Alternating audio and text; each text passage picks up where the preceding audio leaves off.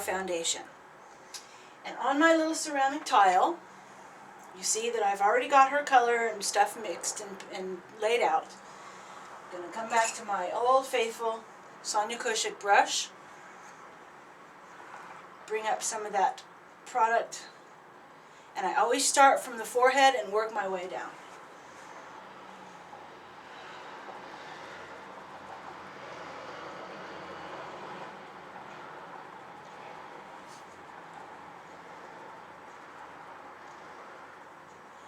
The color always looks light at first until you've blended it in.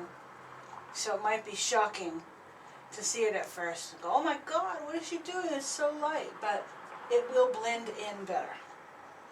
Plus So I'll it's start wet on this also. side. Turn your face over just a touch. Notice how I'm using really short, little feathery kind of bursts of strokes.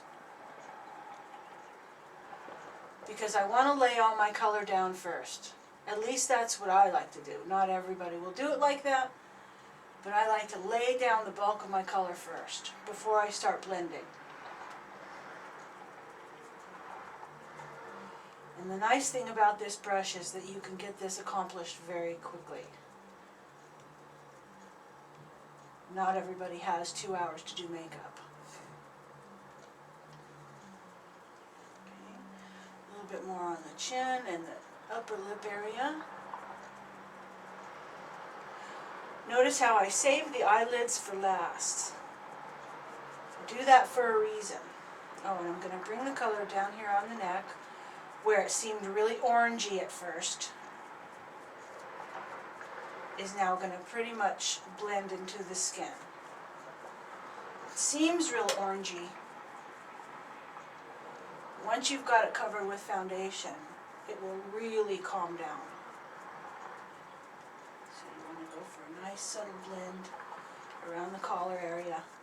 And this part, we'll get to the chest after the whole makeup is complete. I'm going to show you how to do body makeup to cover up rash from shaving, you know, whatever discoloration issues that you would have. So now I've got my brush and I'm getting ready to blend the whole thing. I can do it pretty quickly. Oh, notice how I go over the brows completely because I'm going to color them, and this actually gives, well, because the way I do brows is I use eyeshadow, dark colored eyeshadow to fill in the brows.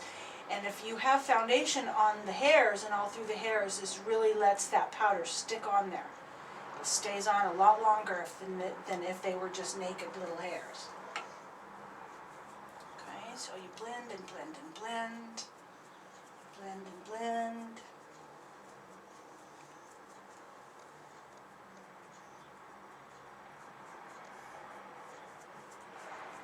Turn your head over like this. There you go. Blend into the neck, blend under the jawline.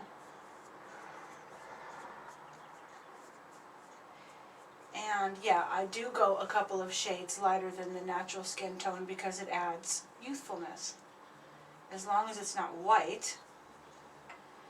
And the whole point of doing foundation is to make the skin one even color, because then you want to add, you're taking all the color, all the shading, all that stuff away. Because what you want to do is have control over the color and shading and put it where you want it to be.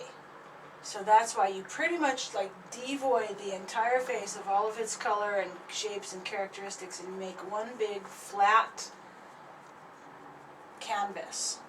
Totally blank. Keep your eyes closed for me, please. Notice how also the foundation just covered that tape right up. You can't even see it. Perfect, okay. And just like when I was doing my makeup, you've got to let this dry. You've got to let it set.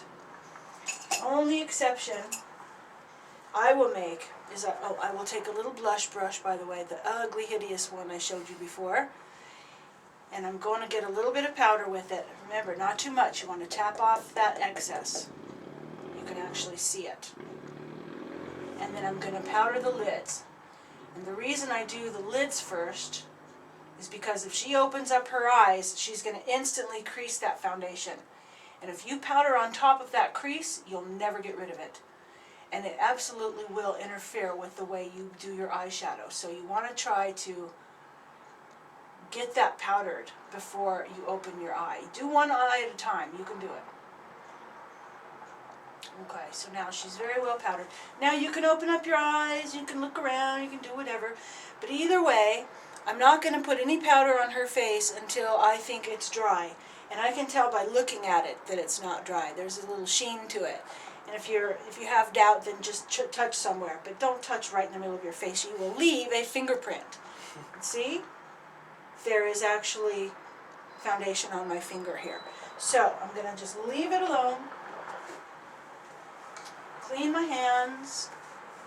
You know, I could demonstrate a little bit of body makeup. This would be a good time to do that. Focus down on the camera. Oops. Body makeup. Hold on a second. I'm going to give you a better sample of it. Do you want me to stand up so you can see? No. Oh. Let me just zoom out so you can see the chest area a little bit better.